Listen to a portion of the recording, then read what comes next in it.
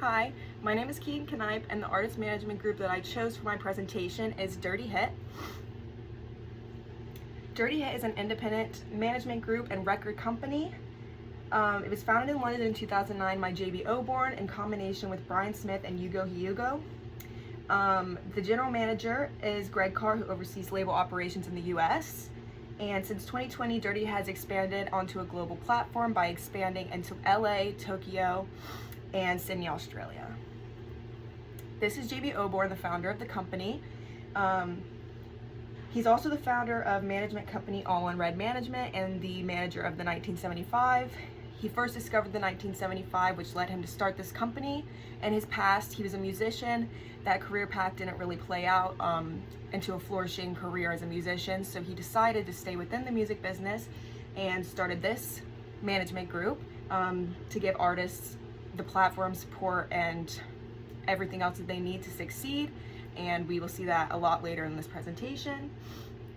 The business models that I found for record deals, it's based on a 50-50 profit with the artist, which is very rare to see in today's standards. That's a much more old school style of contracts, especially within the independent label industry, but it's quite rare to see, and I think that this is a big reflection of the fact that the music is really what drives this company and its success.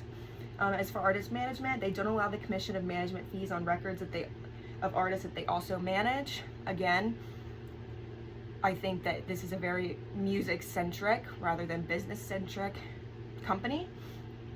They have a lot of efforts towards controlling climate change in the business practices and production. And they have a bottom-up business model to gain dedicated fans over short-term hype via social media. Social media platforms such as TikTok have really reinstated the one-hit wonder ideology, where it's easy to recognize a song or part of a song, but you're not really knowing the artist, and they probably aren't going to go out of their way to find or look into a whole discography. But they try not to rely on that to gain fans, which again is less common in today's industry standards. The artists that I've chosen are the top 4 that I think are very important to speak about.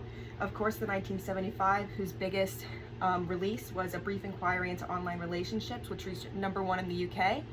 Wolf Alice for her release on called Blue Weekend.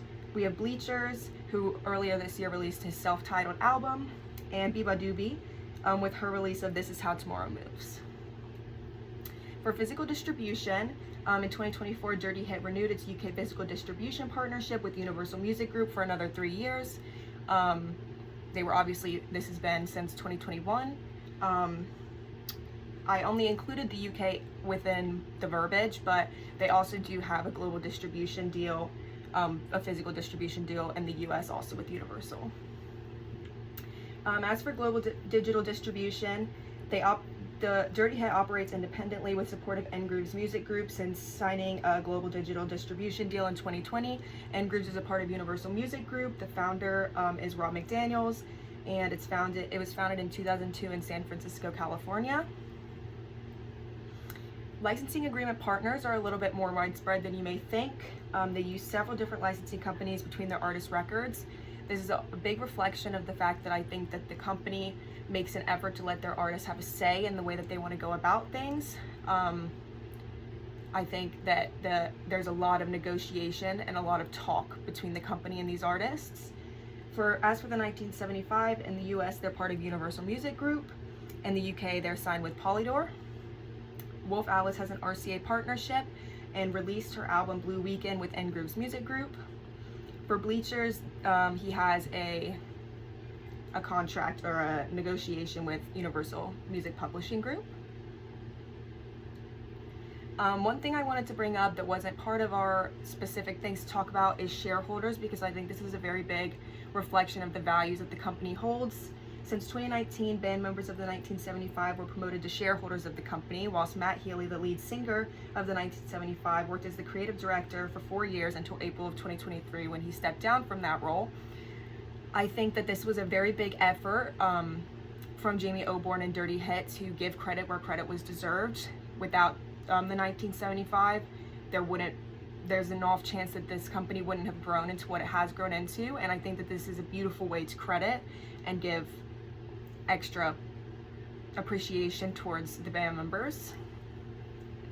Here's a quote that I picked up from an article with Music Week, a statement by Jamie Oborn. As an independent label, we are always cautious of compromising our artists' integrity. I think that a lot of times in interviews, CEOs will often say things that I don't think their actions reflect, but I truly do believe that this is something that the company holds very near and dear, and it's quite apparent to see with their actions and the way that they treat their artists. For management strategy, in an interview with Shailene Graves, some overall strategical themes came to light. Dedication towards independent label strategies. As I talked before, bottom up rather than top down. They want to get long-term dedicated fans. And the independent label ideology is kind of evolved over the years, but I think that for the place that the music business is at today, they do a beautiful job. Avoidance of signing for money. As I said, the way the profits work, the way that they don't charge for certain things, I think that it's very much about the artist and their love. You can also see with their catalog, it's a lot of alternative artists, but not exclusively. Artist-focused business choices and artist support. I think that Dirty Hit is a beautiful, beautiful company, and after reading about it, I'm a big fan. And I will continue to support the artists that I've discovered and already knew about that are assigned to this label. I think it's very important for the music to stay the center of business models even within the music business, and I'm proud to say that I got to research this. Here are my references, and thank you for listening.